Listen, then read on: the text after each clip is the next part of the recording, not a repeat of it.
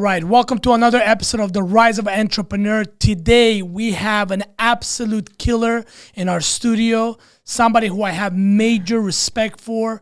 Within 4 years, he was able to achieve massive success, closing $35 million in sales. He is a #1 sales coach in the world, my friend, mentor, and business partner, Daniel G. Thank you so much. Thank you, brother. Thank you. I appreciate you. Excited for this. And we just came off a wicked training. Yes, we did. Man, I really appreciate you, deciding to come down to spend time with our team, because I know how hectic, right? How just in demand you are. You travel all around the world, right? You're going back to Italy tomorrow. You just came back from Italy. Yeah. You had a New Jersey event.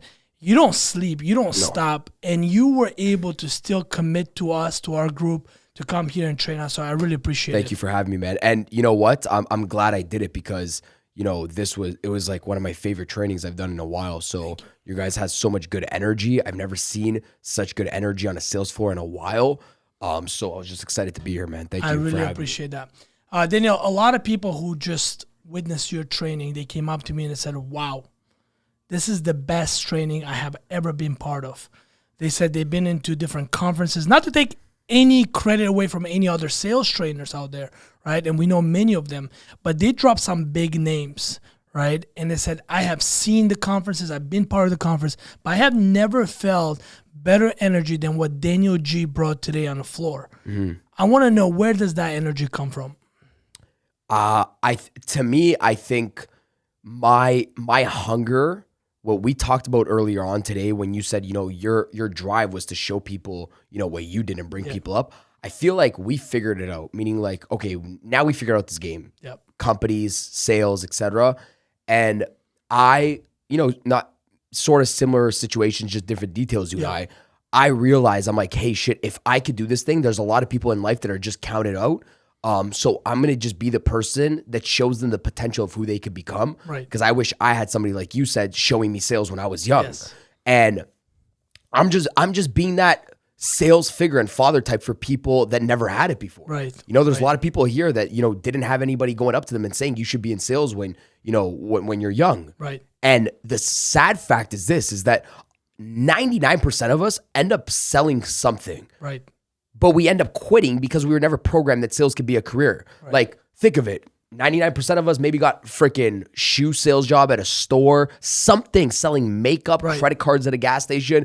But because nobody's programmed us to say sales is a career, we end up either not going through with it, learning a little bit more, never outperforming what people have told us we can make, which is sales. You can make unlimited commissions, limited income. So I'm just that guy, which not a lot of people obviously like too. Like, there's systems, school system, people that I push the message hard to reach the people to say, oh shit, maybe I'm in that right position. Maybe I'm in the right environment. Maybe there's somebody like me, crazy like me, that, you could make a lot of money just owning who you are with a lot of energy. A lot of the shit that I was dissed for when I was young, having high energy, being crazy, having high levels of ADD or whatever the case was, is a lot of the shit that I'm complimented for. I always say what you're criticized for in the past, you'll be complimented for in the future. Exactly. So now the question you just asked me is like, how the fuck do you have a lot of energy when a lot of people said, dude, you got to cool down your energy. Here's a drug to slow down your energy. Here's a drug to focus a little bit more. When I got into sales training, same shit. There was a lot of people that said, oh man, the guy has too much energy. Oh, no, it's not going to work for sales training. It's too much. You can't go into a corporate environment with a lot of energy. The same shit I was criticized for. Now people pay me a lot more money because they need energy inside of their sales staff. Love it. So I say, there's so many people with good raw materials. And I think this just gives them environment. We give them environments to be like, hey, channel it here. You'll make a shit ton of money. I love it. I was programmed since a young age. My parents came, from immigrant country. I was born in a refugee camp, and I was programmed to, if we ever get a chance to come to the United States of America, you have to go to school, you have to go to college, and you have to be a doctor, lawyer, or engineer. Mm-hmm. I was the black wolf of my family. I don't say black sheep because there's no sheep in my family, right? We're wolves. And I was the black wolf of my family because two of my brothers, I have an older brother and a younger brother, they both graduated with degrees. I didn't go to college. I couldn't stand sitting in the room. I had that high energy. I wanted to go and put something into work. Now, how does somebody who grows up in a family that is programming them to do traditional way, to be able to go to college, to be able to get a regular job that pays them a salary. How do you break out of that programming? It's in small steps. You just don't change overnight. Your brain, I always say, your brain is not just a switchboard. You change the programming by chasing what you're curious about and testing it. So, some people think what we are talking about, like where you're like, oh, time heals everything, so take 2 years off to think. Yeah. I don't think you should think. I think you should go start testing. Right. The people that get fucked up are the people that are like, oh, I'm going to take a 2-year vacation and travel the world and go to Bali and go to Europe. You've seen these people after, high school think. And I say, no, instead of think, just test. Because if you test, you'll figure out what you do like and what you don't like. It doesn't take confidence to make a lot of money. It takes courage. You walk in a direction of you don't know what the heck's going to happen. You figure out what you like and what you don't like on the way. It doesn't take confidence to make a lot of money. It takes, you might not know what you want to do. So you got to figure out shit that you like and what you don't like. Mm-hmm. Your parents don't know what you want to do. Half time you don't know what you want to do until you do it. Like some people might want to cut hair. Well, before you go pay $10,000, $15,000 to go get a certificate to cut hair, go shadow a barber for a week. See if you like cutting hair. You'll save $10,000, $15,000. Right. Maybe you don't like, cutting hair. Maybe you don't like sitting down with customers. Maybe it's not what it's grown to be or whatever the case is. So to me, I think the first programming is go out there, test and try, because that's what you don't know who you want to date in life or who you want to marry if you haven't dated a lot. How do you know who you want to marry? Exactly. Nothing's an F up inside of life. Right. It's like this whole world is just like everybody's just sort of a teacher. So every situation, every person you encounter is just your teacher in life. Exactly. So I'm like, oh, okay, relationship didn't work out, teacher. You just identified what I don't like, right? And I say the same thing with sales in your career. Do I think everybody should be in sales? No, absolutely not. I don't think everybody should be in sales, but I do think everybody should be curious enough to chase if they think they could be part of it. Because I think sales has a lot of discipline involved. Right. I think it's only good for people that go all in. We were talking about flow, staying in momentum. Yes. I don't think it gets treated like a regular job where you work, you get paid, you work, you get paid. I was talking about it was more exponential. Like you got to work a lot sometimes to build up the skills and then it becomes exponential. So, but I do think there's a lot of people that should be in sales that never got the chance to be in it because we're not taught it when we were young or be business owners. One of the things that you said is that people are not born introverted. They're programmed to be like this. 100%. So what advice do you have for an 18 years old who's been trapped inside the house, who's been, programmed by the parents or society to be introverted, to be afraid, to not take any risk, and just live their life walking on eggshells? Yeah, I think the first thing is, finding other people around you. That's a big one. Like you always got accountability partners, and like you go to the gym, you have a gym partner, right? Yep. And I say, in life, just hang around other people that you say, okay, those people are a little bit extroverted. Let me go figure out how to get into their crowd. Maybe I can go find some activities that they do.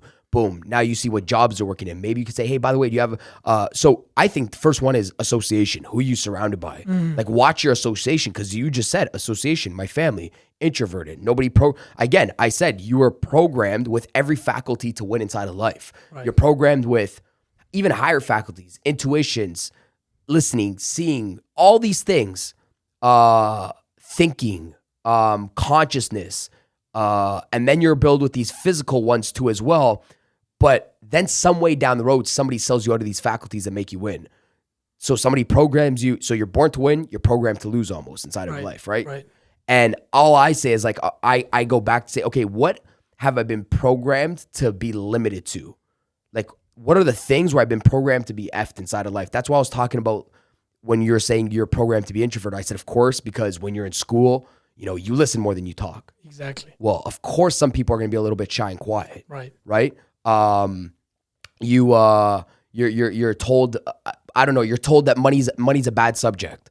Or sales is like all these things are bad. Like money, don't ask for money. Rich people are bad. Yeah. Yesterday I was on a live stream. I was like, look at all these things that we've been taught when we were young. I said, we've been taught not to go up to strangers and stay away from a stranger. But then in the real world, the first thing you got to do is go say hi to a stranger, compliment a stranger, get in a conversation with a stranger. Yes. So I said, thank God, sometimes my family and my mother would come up to me and I'd walk by a stranger. And if I didn't say hi to them, right, my mother and my father were a little bit smarter. If I didn't say hi to them, I got a little tap over the head and be like, what the hell are you doing being rude? Go say hi to that person, right? And I said, it's effed up because we're grown through life never to say hi to a stranger. And you realize it's the people that are going to contribute to your paycheck and stroke your paycheck. And the only reason why you get a job or why you make a sale is from a stranger. Your family never strokes your paycheck. And the other thing, just strangers. I was also talking about in there. I said, where was the class in school that even teaches you just to say hi to somebody? Right. I can't teach somebody sales if you don't know how to say hi to somebody. Exactly. There was no fucking class that literally said, dude, hi, my name's Daniel G, and introduce yourself. Basic morals.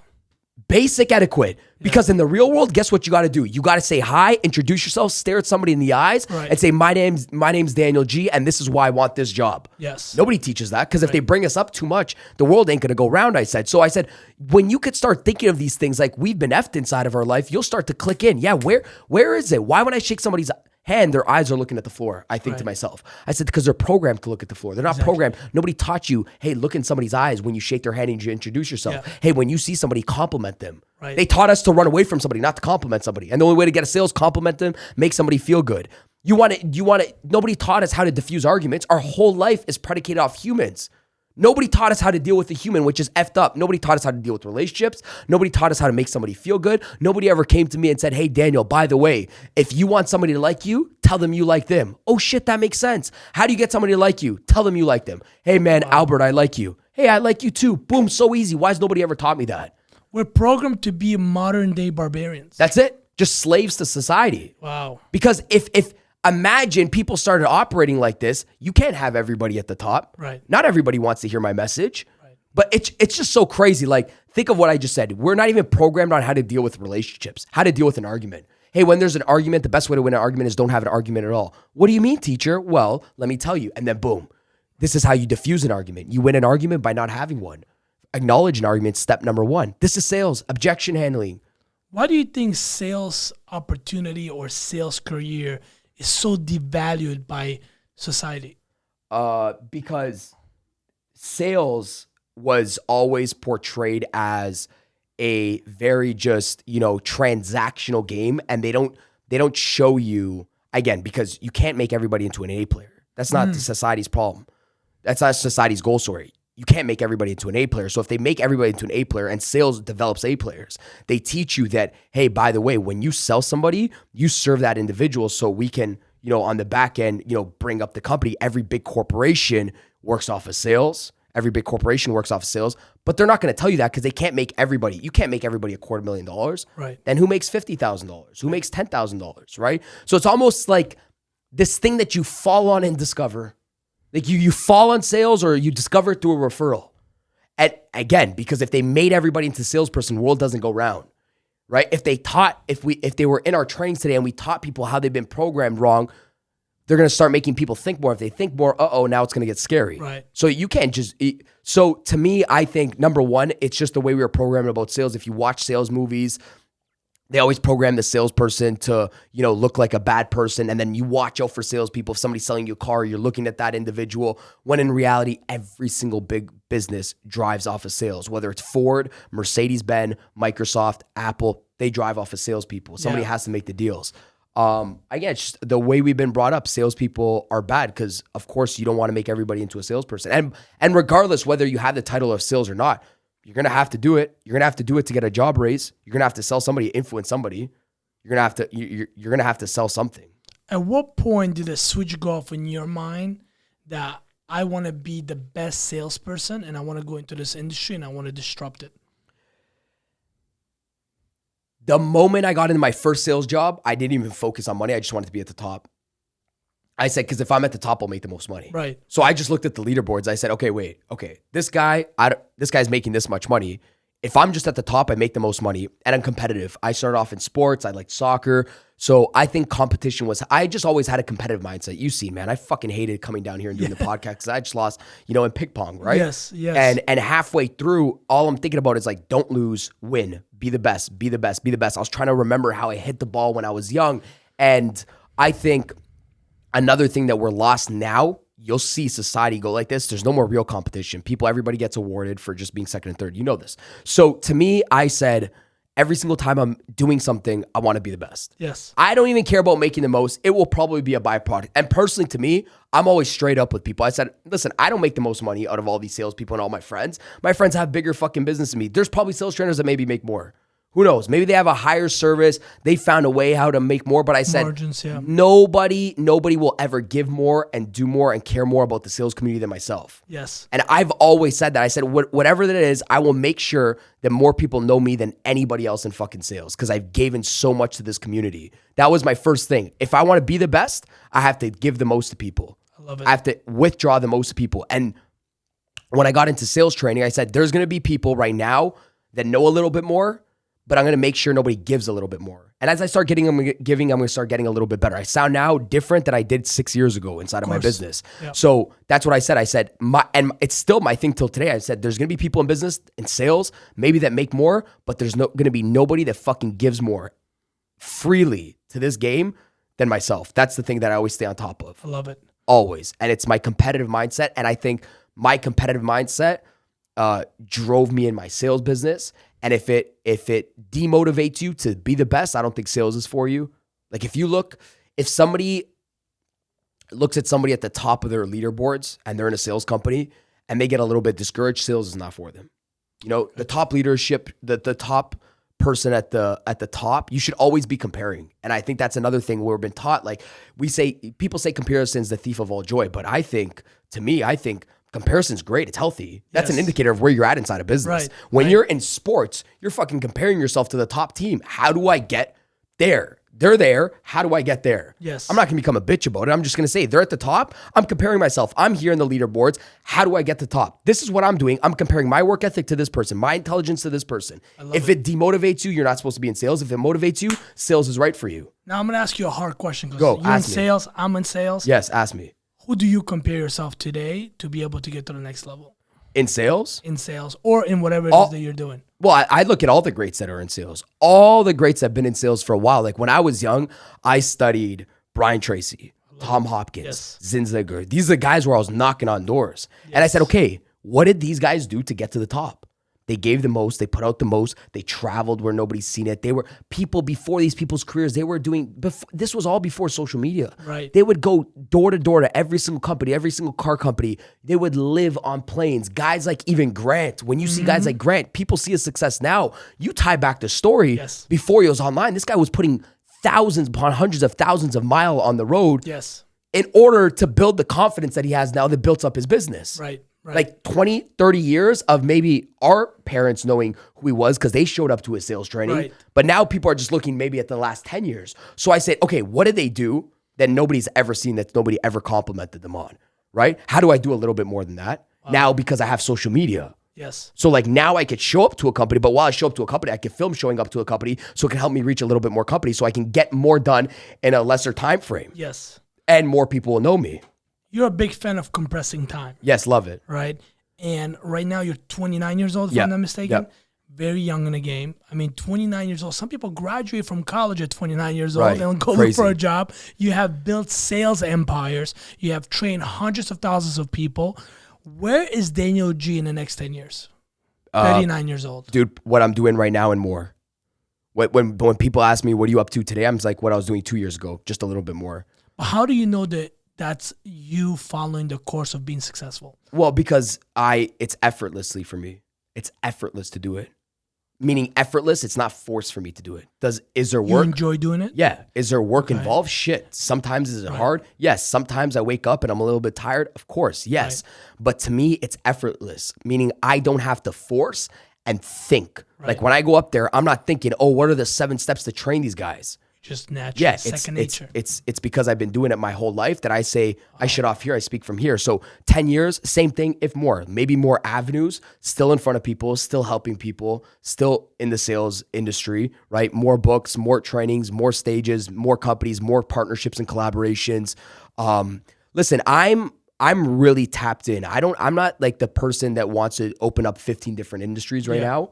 And shit, maybe some things could change in the future, of course. But I see whatever I'm doing right now just magnified. Love it. I enjoy it. You know? You also spoke about how a lot of people confuse that they need to be passionate, they need to love what they do. Did you always love sales, or did you say, you know what, I'm hungry, I got to go out there and make money, and then you fell in love with the sale? Perfect, spot on. Never like sales because I think it's a misconception that you have to love sales to get into sales. And most people don't, again, because you're not programmed to be in sales. So how would you love sales, you know? If anything, my dad had a sales job, and other people wouldn't talk like about my dad, like, oh, look at that guy has a great career. So you grow up listening to these things.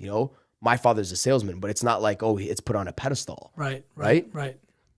So I never had a passion for sales. I was only broke. My parents didn't have money to give me. I wasn't getting that nice lunch at school. So I seen a sales opportunity, didn't even know it was sales at the time. I didn't know I was sales for the first 2 years. Right. I didn't consider myself in sales. So I was in a door-to-door sales job. I was a landscaper in my head. I was poking holes in people's grass, making their grass good. I wasn't a salesperson. I just said, how many people's lawns can I get done? I'm not even thinking about sales at the time. Makes sense. The only time I thought about sales is when I built up a driveway sealing company. So we paint driveways black in the summers when they crack. Me and my brother opened up a driveway sealing company. So when we couldn't do aeration in the summer, we do driveway sealing in the summer. And obviously, snow blowing in the winter. So I opened up my own company when I was 16. I didn't go work for my company anymore. Hired my brother, a driveway sealing company, and then started hiring other individuals. Again, built up a sales empire of people from my high school sealing driveways and aerating lawns. I was the one going to sell. I knew I couldn't do the work, so I had to outsource other people to do the work. And I had a door knocking company. I would be the only salesperson. And everybody else was doing the work because now I couldn't seal the own driveways. Take 2 to 4 hours. Still then, I still didn't think I'm in sales. I had my own landscaping company. The only time I went back in sales when I started thinking, I was like, oh shit, I'm doing this door-to-door thing. Like I'm actually in sales. So when I was in high school, I said, let me chase what I'm curious about. Curiosity. That's when it started striking me that I was in sales. And my friends started saying, man, you're good at sales. You should get a sales job. I'm like, oh yeah, I am good at sales. I knew how to influence people. Like I was training sales, by the way, already at the age of 15. Training sales at 15, and I was great at it. Wow. I didn't even know I was training sales though. And when I said something super important to your team today, I said, I was a sales trainer at 15. And some people would be like, what the fuck? If you go ask my mother, she's like, yeah, I have a video of him.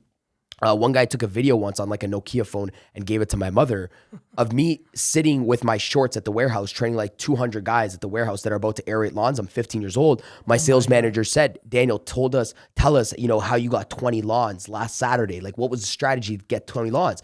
And I just go up there and rip it. I'm like, so usually, they'll have an objection about price. And I'm teaching, I do the front lawn for $29 and I throw in the back for $1. So now they think they're getting a deal. So the perception of a deal and people are writing it down. I was training sales when I was 15. Good. Why? Felt natural and I was doing it. I say anything is easy to train when you're about what you do. Right. So I'm a sales trainer at 15. Whatever somebody wants to say, I was the best in my company. So I was able to train. That's it. I didn't look at this like sales training. Yes. I'm just fucking good at it. Right. You don't have to think when you're good. I knew how to go up to somebody and get the deal done. $29 for the front, $1 for the back. Why was that important? I told them why it's important, what the husband thinks of. And I fell back into it. We're 5 months into a year. You have done already 25 different events. Yeah. All sold out, different countries. Amazing. You showed up here today as if you and I knew each other for the past 20 years. Yeah. So down earth, big heart, huge energy, giving back to the community, giving back to my company. How do you maintain not to get a big head, not to allow your ego to overpower you and take control over who you are? Knowing it's the only thing that got me to where I am. That's it. Wow. Like knowing that behind the scenes of all of this, it's the only thing that got me to where I am. It's the only thing that I knew, the only thing that I said will always get me to where I am if I never lose who Daniel was. Like the hard worker, not the fancy person, because social media makes shit look fancy. Like, oh, he's on the road, he's traveling, blah, blah, blah. But I said, I know who got me these events. It was sit downs, pouring a lot for people's teams behind the scenes that people don't see like we're doing right now. Right. So I always just say it's the number one asset that not just got me to where I am, but I knew that kept the flame burning longer than other people. Like other people treated their business very transactionally, right? So like they'd be like, oh, let me go charge this person $55,000. But I'm like, dude, I want to be with this guy forever. If this guy can do this for me and this for me, I can figure out a way to do more with this individual forever. Love it. I'm not looking at this person just like a dog. I remember having a conversation with you. I'm like, hey, dude, I'm here. Let's do X, Y, Z. And I'm going to come down here because I'm not looking at a one-time stop. Right. So a lot of the things that people see me do now was the seed I planted 5 years ago. Nothing's a coincidence right now. Well, as long as I know, because I see my whiteboard and my strategy inside of my head. You know, I'm like, everything that people see now was done 5 years ago. Was done 4 years ago. You're connecting the dots backwards. Yeah, like how did this guy get 4 leaders to come together to do an event down in, I don't know, Germany or something? Right. Well, man, I did a call for that one. I did that one. We built this relationship. We said everybody to come together. You know, like right now, the way I seen this, I'm going to be open. This is on camera. I'm like, okay, well, now I'm in New York. Now I have another individual in New York that's another powerful individual in Connecticut in this area, right? Yes. So now when I come here and I have to do something, boom, I have another powerhouse. I know another powerhouse. I know another powerhouse. We all come together and we do something bigger, whether it's a bigger event. That's right. You know, another company together. Yes. That's the way I'm thinking. Yep. Right? So I'm just thinking, okay, boom, start the relationship now. Plant the seed right now. Is it work? Fuck yeah, dude. Like, does it take time to come and travel? Yes, but I'm a salesperson. I know what I do today will foster in the next 2 months, 4 months, whatever the sales cycle is, right? So, and in this game, in coaching, the sales cycle is long. It's forever, meaning like, especially anybody could fake, you know, you see people come up online, these C players and D players. You're like, oh, who's this person about? Anybody could fake an image for like 2 months. Right. But you will see a lot of people start quitting. And where did that person go? And then you start to see the real people just staying consistent on top. Never stop making content. Never stop making money. You still see me 4 years down the road doing the same shit because you get to a level where you go from C player because you faked some people, right, to B player. Okay, cool. You can hover in this area. But then when you got to sit down with guys like you or me and you say, hey, John, go train my company. You're Albert. John, go train my company. And he's not really about it. Boom, now the A players can smell you and weed you out in 2 seconds. Wow. So like you could fake it here, but there's another level where now you got to collaborate with a lot of high influential A players.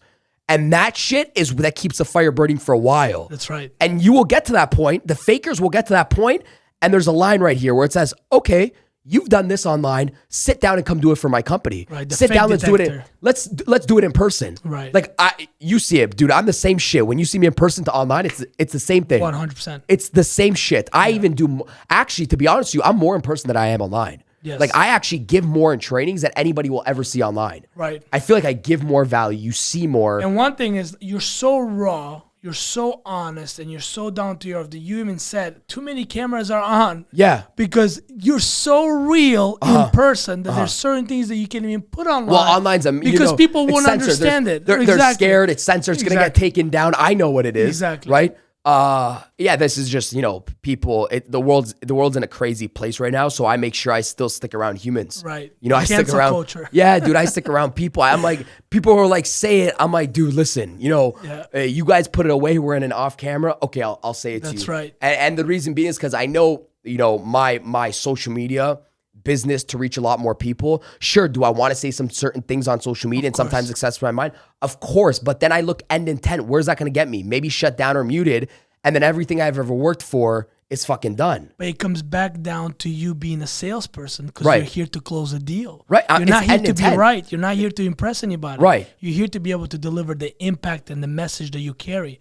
So my question to you is that I see a lot of salespeople come through the doors of Access Elite. They make a lot of money and they leave because they think, okay, I'm the hot shit now. I can go do it on my own. But they don't have a system. They don't have a process. They don't have support. They don't have team or leadership. How important it is to be able to have all that to be able to be successful? Oh, man. This is a good question you brought up because people leave because they're like, oh, I made a lot of money. Then they forget what made them a lot of money. System support, marketing, leadership, you know, money backed by you guys in the company, trainings, leadership. And I say, man, if you were a salesperson, you're in a blessed position. Why? Sometimes you want to become the business owner. And it's only a certain amount of people because sometimes you may think you can make more money, which maybe you could, but there's maybe things that you didn't ever want to freaking do. And now you're taking 5 steps back and you notice it's not you. So like the salesperson always has the advantage because they can go in there, promote, sell, and leave. Right. Not deal with customers. Right. Some people have this perception because we've been fed this bullshit online where they're like, oh, become your own boss and do your own thing. Dude, you are never your own boss. If you think you're going to go out there and shit's going to be easier because you don't have to go report your numbers to Albert or Daniel, have fun when you have clients that are more demanding than ever. Exactly. Have fun when you have big partnerships that's more demanding than ever. Have fun when you have employees that are more demanding than ever. Right. Yeah, maybe you don't have a boss, but now you got employees. You think the communication's going to stop? Like some people are like, never listen to somebody in your life again. Bro, you're always going to be listening. Right. It's how you deal with communication, because if you're trying to get away from, taking orders or whatever the case is, dude, you're never going to get away from it. Cool. You're not your own boss. Do you got a wife? Yes. Okay. Well, she's going to control some shit. Exactly. Stop trying to get away from it. Yes. So I just think people just become better at communicating. So when you're in sales, sometimes they say you have it made because your company's doing 10 things on the horizontal for the business, and they're just saying, just do prospecting and closing, and we'll handle everything else to make your life a lot more easier and a lot more stress-free. Right. Then when you get into business, you're like, holy shit, I'm doing everything but this sales thing, and now I don't even enjoy it. I see. And then people get back in sales, and it takes when they could have just stayed in it for a while and have a different mentality of saying, why don't I just partner up? Right. Why don't I just become the best? Why don't I just become a leader inside of the company? Right. Why don't I just build another division? If I'm in your company, dude, and I'm doing well, the first thing I do before I go leave, first of all, well means I'm the top producer. Right. Not well like I'm the 9th. No. Right. I'm the top, number 1. Before I go leave, I want to see your intention. I'm going to say, Albert, listen, I want to create a team here. I want to create another fucking office. Yeah. Dude, how do we get funding to do something like this? I want to be part of you, but how do we do it together? Why? Because I'm not stupid. What do you mean, Dan, you're not stupid? Well, I know smart person learns from their own mistakes. Wise person learns from somebody else's mistakes. You made a shit ton of mistakes. I don't want to make them. You helped me out. You built out this company for me. I'll lead it. Oh, shit. Doesn't mean I got to quit and leave. Right. I'm now partnering up, making my life easier. Right. I could still become, a team leader, an organizer, run my schedule, etc. And you make my life easier, a little bit easier. So to me, if somebody's about to leave or, I say, don't leave too quick. You might be making the wrong decision. Love it. Ask before you leave. Don't judge before you leave. And if you're going to leave, be the best on your way out. Because some people leave and they haven't even seen what their potential is. Like they left on and they're like the 4th best inside the organization. I'm like, dude, you think the grass is greener out there? It ain't greener. It's where you water it. Exactly. It's not greener out there. I get judged a lot by other sales company leaders because I don't have a non-compete. Because I would never want to stay in a relationship with the person that does not want to be in a relationship. So I tell all the time, I said, listen, you don't want to work here? You think you can do better? No problem. You can go ahead and do it. Just don't touch my clients. Don't touch my resources and my carriers. And you're good to go. Go figure it out on your own. But you want to go and do it on your own, go do it on your own. And people tell me that I'm stupid. The reason why I do that is because I don't want to ever disable somebody to go work on their own. If they make it, congratulations. You did it. Right. You're one of the few that can. But if you don't, I want you to know that I had the best intention for you. Love it. And you give people that open space to think more, because we're projectors saying like, think bigger, do more. So you're not suffocating somebody in, Yes. right? And it gives them the ability to say, hey, shit, like, you think you could go do something out there, go see the real world. Right. And sometimes people circle back in, Exactly. Some people, I've had it happen to me. Like, I'm like, okay, go. I'm not, I see another guy going to sell another product. They'll usually call me back and say, and some people won't. That's the thing you got to understand in business. Like some people, you have to just become as a business owner, know that you planted that person's seed and they moved on and done something else. And that's the point of a business owner.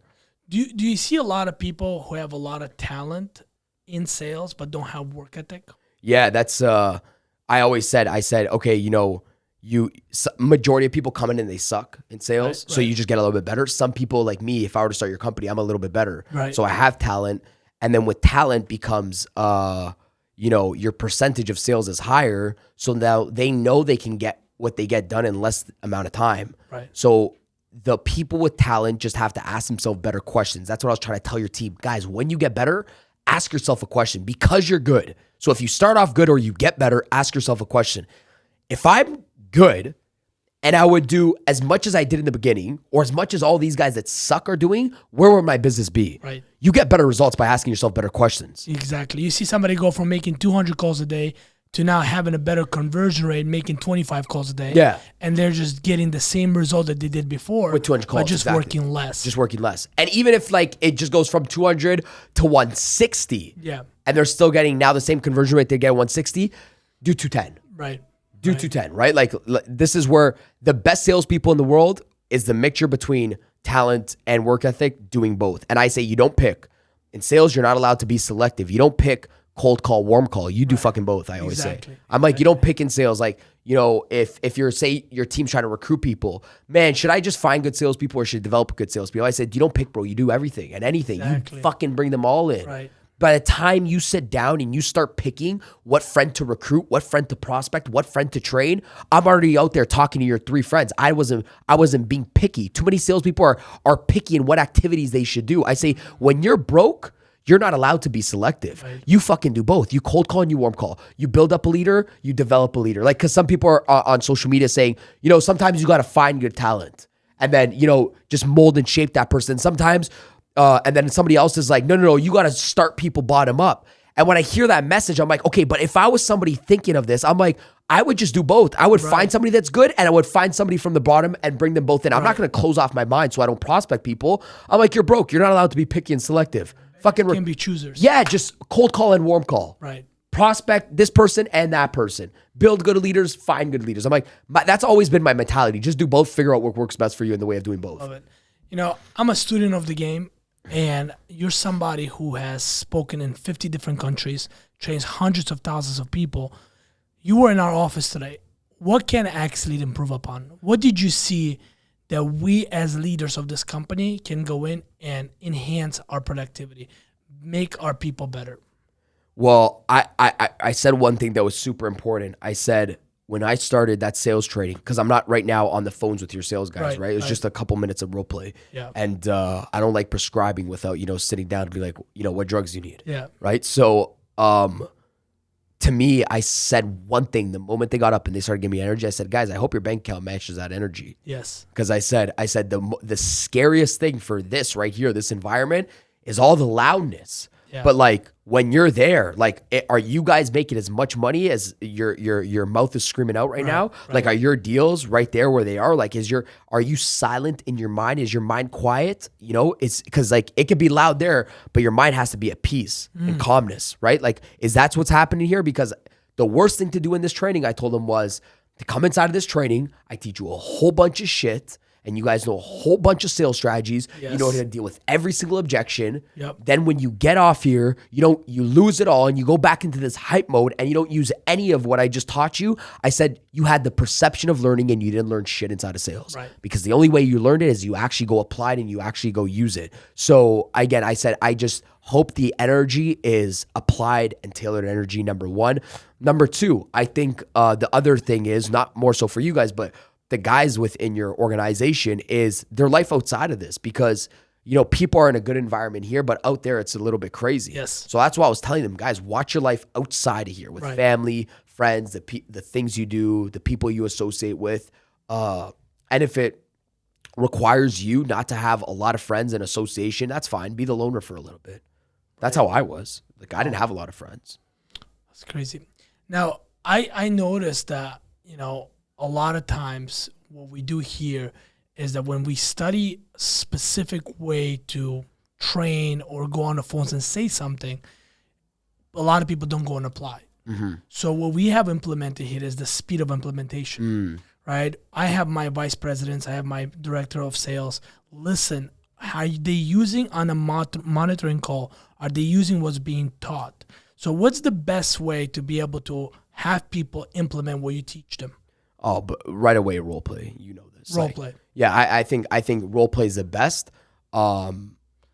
Especially in the environment of teaching. So once teaching's done, I think role play next to none is the best, because it like when somebody sees LeBron James shoot a shot at the end and it's a buzzer beater, it's not his first shot. There's 5,000 in the gym. Right. So my thing as salespeople, right? We are in the game 95% of the time. Right. Someone like LeBron James, he practices 95% of the time. Sure. But he plays only 5% of the time. Good. So how do salespeople find time to train?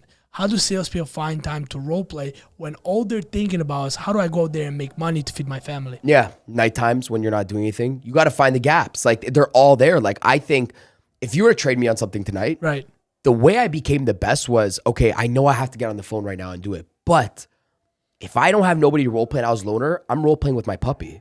Right. You know, when I go home, I'm role playing with my brother, my aunts, uncles, cousins. I was just obsessed. I had this level of obsession saying, if I'm not with my clients, I'm going to practice on a puppy. Right. And if the puppy listens to me, I'm going to give you a freaking treat. I was obsessed with sales. So I said, there's this level of obsession where any free gap of time was practice mode inside of my business. I have developed a 90-day blueprint for all my people here. And it includes the ICE formula, which is intensity, consistency, and efficiency. And anybody that has followed that 90-day blueprint, they have become a top producer. They have made $20,000 in 1 month. But only about 20% of people that come through the doors of Elite actually stick to it and do it. How do I, like you always say to me that, hey, your job is not to convince people to be successful. So it's not to force them. It's not to force them, right? So how do I, like my energy, the fact that I want to see people succeed, I constantly want to force them. Yeah. I want them to make it more than they want to make it for themselves. How do I channel that energy to something more productive? Okay, so I think the first thing is, you know, I have this thing where it's like you have a leader where the sales leader, you'll see low-level sales leaders do this. Guys, this is, you know, where to find people. This is where you find customers. This is what we got to do this week. Everybody go out there and make a bunch of calls. Okay, first level of leadership. Right. We've seen that. I know that's not going on here. The second level of leadership is, guys, this is what we got to do. We got to make these many calls, and this is what to say. This is how you say it. And I'm going to give you everything on how to say it. That's good. So that's the blueprint. That's the 90-day blueprint. This is how you do it. This is what we got to do. Everybody has to make 100,000 in sales. This is how you do it, guys. There's a 90-day blueprint. This is what we got to do. We got to make 200 calls a day. Okay, this is what you say to customers. This is the how, right? So it's the what you do, how you do it. I think what a lot of leaders leave off of is the why. And that's the third level, meaning this is why you have to do it like this. And if the human brain doesn't hear that why, they don't trust in the how or the what to say. So I'm going to tell you, it's like when we sell somebody, you have to sell them on the pain and pleasure that we were talking about today. Yeah. And if I'm trying to get out a blueprint to my team, I'm like, hey, listen, guys, this is what I need you guys to do. You guys need to make $10,000 a month, and this is the blueprint to do it, right? So study this blueprint, right? This is how you do it. This is the blueprint to make $10,000 a month. Why is this important? Well, I'll tell you guys why it's important. Majority of people that don't study this blueprint go through X, Y, Z. And if 5 months down the road, they experience this inside of their business, they end up quitting, they have to get another sales job. That other sales job, they don't get back on their feet for another year. So I start telling the pain as to what happens if they don't do it. Then I start telling them the pleasure of how much easier life is when you do it. This is why it's important. If you do it, this is what happens if you do it. This is what happens if you don't do it. Right. So this is the why it's important. Wow. And I'll give them real life scenarios that connect with individuals that are sitting down in front of me. And I did that throughout the whole talk today. I was telling people, hey, buddy, this is what you got to do. This is how you say it. This is why it's important to say it like this. And if I don't tell them why it's important to say like this, they won't believe the how or the what to say. They will be like, okay. But then I started giving them real life examples. So if somebody goes back to watch all my footage from today, you'll notice I do one thing that's very consistent. I'll tell people what to do, and then I'll tell people what to say. And then after I'm done telling them what to say, and I see a lot of trainers miss this, why I said it like that, and a real life example attached to my concept. So every single concept that I gave have an analogy attached towards it. I never gave a concept today that didn't have an analogy. I said, you got to and you got to lead a conversation. Boom, girls like to do it like this. I said, you can't tease your business like this. And I would always give them an analogy so they associated, oh yeah, that made sense. I don't want to get too high level right now. That made sense in another area of life, so this must make sense. Exactly.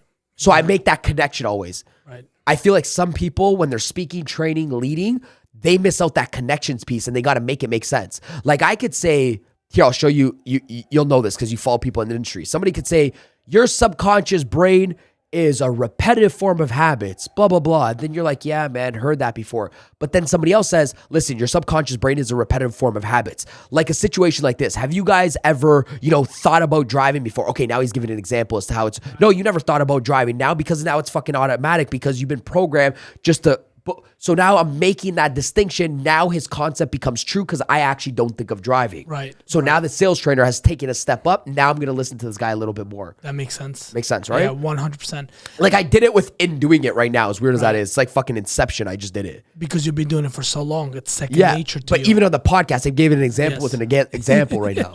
Right? Yes.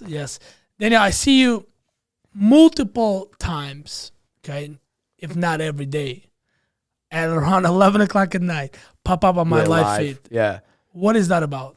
That's the about where I don't go to business and forget about business, which is my people. Like, you know, I look at it and I say, Dan, man, this is like sometimes the shit where it's sometimes the thing actually that you don't want to do because you're exhausted and you're tired and you know there's more people in. But then I say, man, what's built you? What built you was a community. What didn't build you was trying to, you know, just make a transactional sale. What built you was a true community. You giving to people without always asking for them. So I say in this space of social media, it's really easy to, you know, post and ghost. And I say what's the hardest thing is actually developing people that follow and like you and building a community. That takes so much time. So it's just, I just put as a requirement, like building your community, really being in there. That's just part of what you want to do, or like don't do social media at all. I know how hard it's taken me to build a brand in a community. And I know it gets a little bit more competitive there. So I'm not going to stop what got me to chapter 10 because whatever got me to chapter 10, I got to do that and more to get to chapter 20. So live streams brought me to where I'm at. I'm going to leave this off for our podcast because we got to go get lunch. One day I was going to just completely go for a drive and do something unproductive. Going to go see a friend of mine to watch a fight. And you popped up on the live. And I said, you know what? I'm not going to go watch the fight. I'm going to watch your live. And after that live, that's how we connected. Really? And that's how we connected. Because you showed up and stopped me from doing something non-productive. And I just fell in love with the training that you were talking about. You were talking about mindset. You were talking about how haters are there and people want you to fail and you got to show them that why you're doing this. And I just stopped from going to see the fight, you know, having a drink with some buddies of mine. And I paid attention to your training. And that's how we connected. And from that training on, I'm like, wow, he just saved me from maybe making a dumb decision. Who knew what would have happened? Sure. But I saw that as a sign that you showing up at 11 o'clock at night and doing those lives, how many more people you're saving, how many more people that you're giving an opportunity to learn, develop, and grow. So for that, I'm grateful. Thank you, man. I appreciate that. Thank you for having me today too. And again, like that's just goes back to what I was talking about in the beginning. I think, you know, you having the ability to create what you create in the beginning, and I mean knowing I don't have to do a live, dude. I don't have to do that. Yeah. But I said real people will recognize it. I don't have to do a live. I don't have to come here. I don't have to do any of this. I'm good. I could invest in a couple companies, do fuck all. Right. And I said, but there's other A players that understand what true discipline is. Like A players understand what discipline is. And discipline is the fact that I don't have to do it, but I still do it anyways. Yes. That's it. Like, you know, I'm good, man. If I can have a company, not do anything else, I'm good. I know how to make money. I'm good. But it's doing the things sometimes where my friends that are in my space, sometimes I remind them to be like, hey, wake your ass up, bro. Yes. Wake your ass up. Let me serve as your reminder to not stop. I know we all built it out, guys. We're all good. We all have nice cars. We can all go on vacations. Right. But now it's a different level. Like now that you know your potential, it would be stupid to not keep pushing forward. That's the message to all my friends. I'm like, dude, now you see your potential. How are you going to stop now? Right. This is my thing. Cause I know people show gratitude in different areas. Like the way you show gratitude. I know some people write down what they're grateful for, right? You have a gratitude journal. Yes. The way I see it, to me, gratitude is expressed, at least my way. I express that I'm so fucking grateful for what I do by working even harder. Yes. That's how I show it. Yes. I'm like, wow, God, the universe, whatever you believe in, has given me this position. The way I'm going to show my gratitude is I'm going to show up tomorrow and triple the fuck down and work even 10 times harder to show them that to show them that I earned this position and to show whoever gave it to me, whatever bigger power gave it to me, that I'm grateful for my opportunity. I'm going to show my gratitude through work ethic. Right. That's it. That's how I actually show my gratitude. Like whoever gave me these skills to do what I'm doing, I'm showing whatever. I'm like, I'm not going to stop because I'm grateful for it. Right. Not just by writing it down saying, I'm grateful for having this inside of my life. No, by showing up and doing it 10 times harder tomorrow. You associate your gratitude with action. Yes. Yeah. Yeah, to show that I'm grateful for it. Exactly. Like that's how you show you're grateful for something. You don't stop. If you have a good relationship and you're grateful for the woman or the guy you're beside, you show it by working on your relationship more. Not by saying, hey, by the way, I'm so happy to be with you. Hey, by the way, you're so beautiful. By giving more, by doing more. Right. Imagine saying that to your wife. Hey, I love you. You're so great, but you're never home. Yeah. Or I love you. I'm so grateful for you. Actually, you just said it. Sorry. You just said it. Yeah. But you go on vacation for 3 weeks. Right. Right. Or you're with your friends every night. Right. Right. Right? So you're not working on it. So you really not, you could write it down. You could tell somebody, right? I always say in life, words can lie, but repetition always shows the truth. That's right. Right? Like a hater can lie. Somebody can talk something bad about you. But I always say what you repeat is always true. Exactly. What you repeat is always true. Like words lie, actions are skeptical, repetition tells the truth. Meaning, hey, Albert, I'm going to make a shit ton of money inside of your organization. And I'm sitting across the desk and you're interviewing me. Words lie. But then I come in here and I got level 2. Oh shit, the guy's making calls. Action. It's a little bit skeptical. Right. Because you're like, is he going to show up and be predictable and consistent the next day? Repetition, me doing it 3 months, 6 months, 9 months in a row, that tells the truth. Exactly. Actions are still a little bit deceptive. It can mask up the words a little bit. You can do things one day but not do it the next day. But I always say repetition always tells the truth.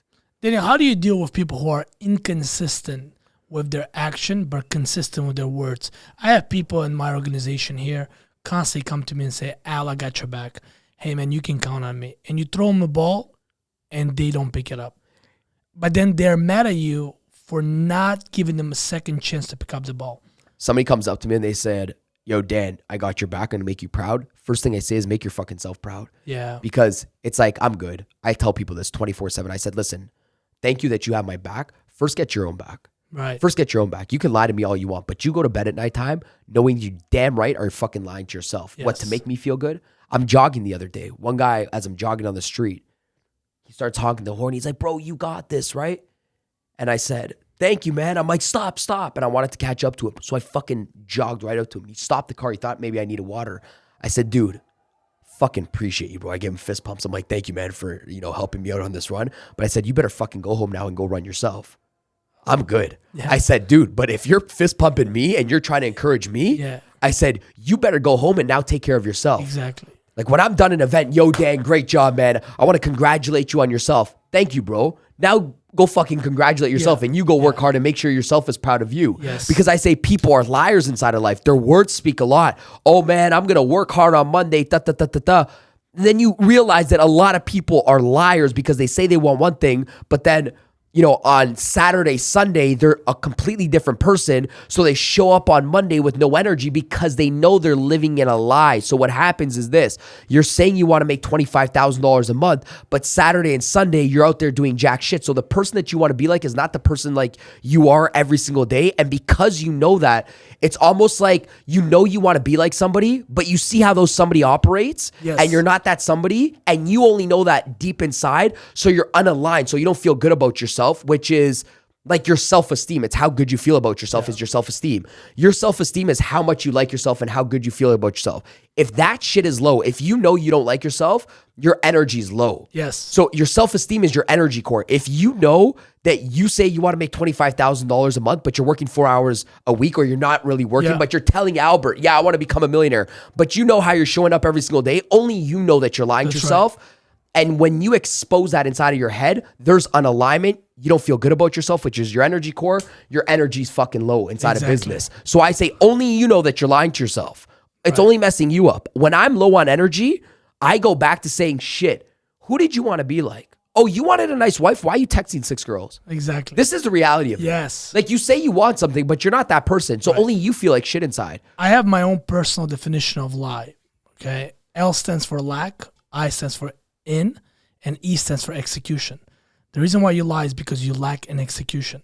You don't get shit done. Yeah. Right? Because if you did get shit done, then you would be more of the person that you desire to be. Right. But because you don't, you keep on lying to yourself, and you're getting further and further away from your ideal self, and that's why your self-esteem is Low. destroyed. Same shit. Yeah, it's like you eventually start to realize that like nobody else cares that you're lying to them. Exactly. You start caring about yourself. Like only you care about when you. That's why you see people almost like vanish from the space because they realize, oh shit, I've been wearing a mask for so long. Exactly. That's why when they lie to others, they lose them. But when they lie to themselves, they lose everything. Yes. Wow, man, wicked. I think we could talk for hours, dude. Let's go get some lunch. Wicked, bro. Thank you. You got it, brother. Let's go. Appreciate it.